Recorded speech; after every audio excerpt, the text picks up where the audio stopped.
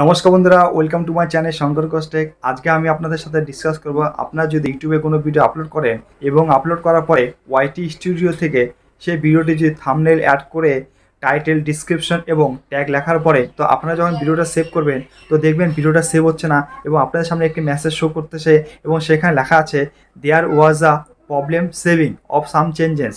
তো এই মেসেজটি আসার কারণটা কি এবং ভিডিওটা কেন সেভ হচ্ছে না তো সেটা বলবো।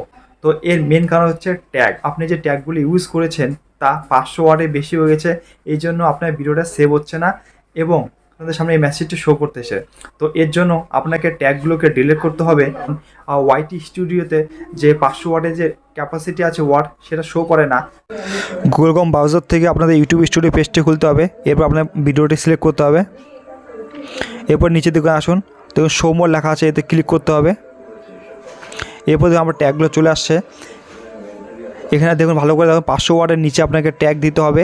500 ওয়ার্ডের উপরে হলে ভিডিওটা সেভ হবে না। দেখুন 500 বেশি হয়ে গেছে, এই জন্য দেখুন ভালো করে আপনাকে 500 ওয়ার্ডের নিচে আপনাকে ট্যাগ দিতে হবে। দেখুন 500 ওয়ার্ডের নিচে হয়েছে, এরপর সেভ করে দেবো, এরপর সেভ করে দেবো।